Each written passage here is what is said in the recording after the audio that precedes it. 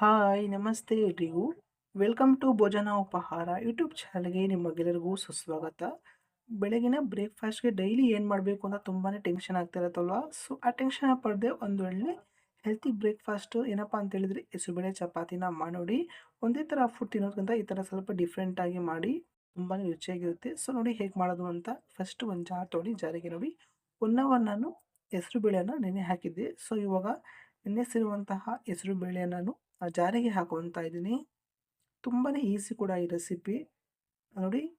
Next ಇದಕ್ಕೆ ಒಂದು ಹಸಿಮೆಣಸಿನಕಾಯಿ ಹಾಕೊತಾ ಇದ್ದೀನಿ. ನಿಮಗೆ ಖಾರ ಜಾಸ್ತಿ ಬೇಕು ಅಂದರೆ 2 ಮೆಣಸಿನಕಾಯಿ ಜಾಸ್ತಿ ಹಾಕೊಳ್ಳಿ. ನೆಕ್ಸ್ಟ್ ಇದಕ್ಕೆ ಸ್ವಲ್ಪ ಕೊತ್ತಂಬರಿ ಸೊಪ್ಪನ್ನು ಸೇರಿಸ್ಕೊತಾ ಇದ್ದೀನಿ. ನೆಕ್ಸ್ಟ್ ನೋಡಿ ಅರ್ಧ ಟೀ ಸ್ಪೂನಷ್ಟು ಶುಂಠಿ ಮತ್ತು ಬೆಳ್ಳುಳ್ಳಿ ಪೇಸ್ಟ್‌ನ ಹಾಕೊಳ್ಳಿ. ಇನ್ ಕೇಸ್ ಶುಂಠಿ ಮತ್ತು ಬೆಳ್ಳುಳ್ಳಿ ಪೇಸ್ಟ್ ಇಲ್ಲ ಅಂತ ಹೇಳಿದರೆ ಬೆಳ್ಳುಳ್ಳಿ ಮತ್ತು ಶುಂಠಿನ ಸುಲಿದ್ಬಿಟ್ಟು ನೀವು ಕಟ್ ಮಾಡಿ ಹಾಕೊಳ್ಳಿ. ಒಂದು ಸ್ವಲ್ಪ ನೀರನ್ನು ಸೇರಿಸ್ಬಿಟ್ಟು ನುಣ್ಣಗೆ ನೀವು ರುಬ್ಕೊಳ್ಳಿ.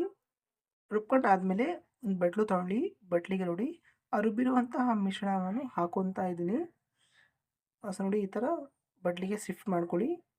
1 ಕಪ್ಪಷ್ಟು ಗೋಧಿ ಹಿಟ್ಟು ಮತ್ತು 1/4 ಟೀ ಸ್ಪೂನಷ್ಟು ಬೇಕಿಂಗ್ ಪೌಡರ್ನ ಹಾಕೊತಾ ಇದ್ದೀನಿ. ಹಾಕ್ಬಿಟ್ಟು ನೀವು ಡೈರೆಕ್ಟಾಗಿ ಈ ಥರ ಕಲಿಸ್ಕೊಳ್ಳಿ. ನೀರು ಸ್ವಲ್ಪ ಸ್ವಲ್ಪನೇ ಹಾಕಿಬಿಟ್ಟು ಕಲಿಸ್ಕೊಳ್ಳಿ. ಯಾಕೆ ಅಂತ ಹೇಳಿದರೆ ನಾವು ಹೆಸರುಬೇಳೆ ರುಬ್ಕೊಳ್ತೀವಲ್ಲ ಆ ಟೈಮಲ್ಲಿ ನೀರು ಹಾಕಿರ್ತೀವಿ. ಸೊ ಅದರಿಂದ ಹಿಟ್ಟು ಈ ಥರ ಕಲಿಸ್ಕೋಬೇಕು. ಇದಕ್ಕೆ ಒಂದು ಪ್ಲೇಟ್ ಅಥವಾ ಬಟ್ಲು ಯಾವುದಾದ್ರೂ ಮುಚ್ಚಿ ಒಂದು ಅರ್ಧ ಗಂಟೆ ನೀವು ಹಿಟ್ಟು ನೆನಿಬೇಕು. ನೆನೆಲಿಕ್ಕೆ ಬಿಡಿ. ಸೊ ನೋಡಿ ಒಂದು ಅರ್ಧ ಗಂಟೆ ಆದಮೇಲೆ ಹಿಟ್ಟು ತುಂಬಾ ಚೆನ್ನಾಗಿ ನೆಂದಿರುತ್ತೆ. ಸೊ ಇವಾಗ ಒಂದು ಸ್ವಲ್ಪ ಒಣ ಹಿಟ್ಟನ್ನು ಹಾಕಿಬಿಟ್ಟು ಕೈಯಿಂದ ಚೆನ್ನಾಗಿ ನೀವು ನಾದ್ಕೊಳ್ಳಿ. ಇನ್ ಕೇಸ್ ಹಿಟ್ಟು ತೆಳುವಾಗಿದ್ದರೆ ಒಣ ಹಿಟ್ಟು ಹಾಕ್ಬಿಟ್ಟು ಕಲಿಸ್ಕೊಂಡ್ಬಿಟ್ರೆ ಕರೆಕ್ಟ್ ಹದಕ್ಕೆ ಬಂದುಬಿಡುತ್ತೆ ನೋಡಿ. ನಿಮ್ಗೆ ಯಾವ ಸೈಜಲ್ಲಿ ಬೇಕೋ ಆ ಸೈಜಲ್ಲಿ ನೀವು ಉಂಡೆ ಮಾಡ್ಕೋಬೋದು. ನಾನು ಸ್ಮಾಲ್ ಸೈಜಲ್ಲಿ ಉಂಡೆ ಮಾಡ್ಕೊತಾ ಇದ್ದೀನಿ. ಈಗ 1 ಕಪ್ ಹಿಟ್ಟಲ್ಲಿ 4 ಚಪಾತಿ ಆಗುತ್ತೆ. ಸೊ ನೋಡಿ ಈ ಥರ 4 ಉಂಡೆನ ನಾನು ಡಿವೈಡ್ ಮಾಡಿಬಿಟ್ಟು ಇಟ್ಕೊತಾ ಇದ್ದೀನಿ. ಒಂದು ಉಂಡೆಯನ್ನು ತಗೊಂಡ್ಬಿಟ್ಟು ಈ ಥರ ಕೈಯಿಂದ ರೌಂಡ್ ಶೇಪ್ ಮಾಡಿ, ಸೊ ಮಾಡಿಬಿಟ್ಟು ಈ ಥರ ಮಧ್ಯಭಾಗದಲ್ಲಿ ಪ್ರೆಸ್ ಮಾಡಿ ಆದಮೇಲೆ ಒಂದು ಸ್ವಲ್ಪ ಒಣ ಹಿಟ್ಟು ಮೇಲೆ ಹಾಕ್ಬಿಟ್ಟು ನೋಡಿ ಈ ಥರ ಚೆನ್ನಾಗಿ ನೀವು ಎಲ್ಲ ಕಡೆ ಸ್ಪ್ರೆಡ್ ಮಾಡಿಬಿಟ್ಟು ತೆಳುವಾಗಿ ಲಟ್ಟಿಸ್ಕೋಬೇಕು. ಮಧ್ಯಭಾಗದಲ್ಲಿ ಜಾಸ್ತಿ ಲಟ್ಟಿಸ್ಕೋಬಾರ್ದು. ಈ ಥರ ಎಡ್ಜಸ್ಸನ್ನು ಉಜ್ಜಬೇಕು. ಆವಾಗ ಚಪಾತಿ ಅಗಲ ಆಗುತ್ತೆ, ಜೊತೆಗೆ ತೆಳುವಾಗಿ ಬರುತ್ತೆ. ಭಾಳಷ್ಟು ಜನ ಏನು ಮಾಡಿಬಿಡ್ತಾರೆ ಅಂದರೆ ಮಧ್ಯಭಾಗದಲ್ಲಿ ಲಟ್ಟಿಸ್ಬಿಡ್ತಾರೆ. ಚಪಾತಿ ಎತ್ತಲಿಕ್ಕೆ ಆಗೋದಿಲ್ಲ, ಮಡಿಗೆ ಅಂಟ್ಕೊಬಿಡುತ್ತೆ. ಸೊ ಈ ವಿಧಾನವನ್ನು ಫಾಲೋ ಮಾಡಿ. ನಿಮ್ಗೆ ಯಾವ ಸೈಜಲ್ಲಿ ಬೇಕೋ ಆ ಸೈಜಲ್ಲಿ ಅಗಲವಾಗಿ ಲಟ್ಟಿಸ್ಕೋಬಹುದು.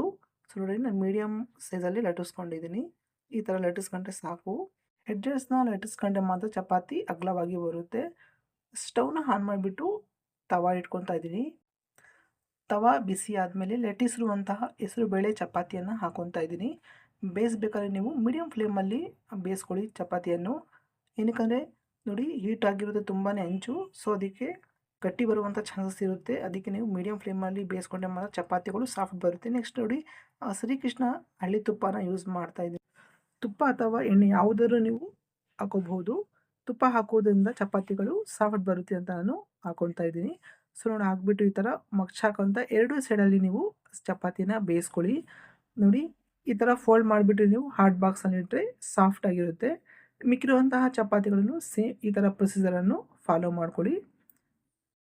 ಫೈನಲ್ ಆಗಿ ರುಚಿಯಾದಂತಹ ಮಸಾಲ ಹೆಸರುಬೇಳೆ ಚಪಾತಿ ರೆಡಿಯಾಗಿದೆ. ಬನ್ನಿ ಸವಿಯೋಣ. ಇದಕ್ಕೆ ಚಟ್ನಿ, ಸಾರುಗಳು ಯಾವುದಾದ್ರೂ ಕಾಂಬಿನೇಷನ್ ಆಗುತ್ತೆ. ತುಂಬಾ ಚೆನ್ನಾಗಿರುತ್ತೆ. ತುಂಬಾ ಸಾಫ್ಟಾಗಿ ಬಂದಿದೆ ಚಪಾತಿ.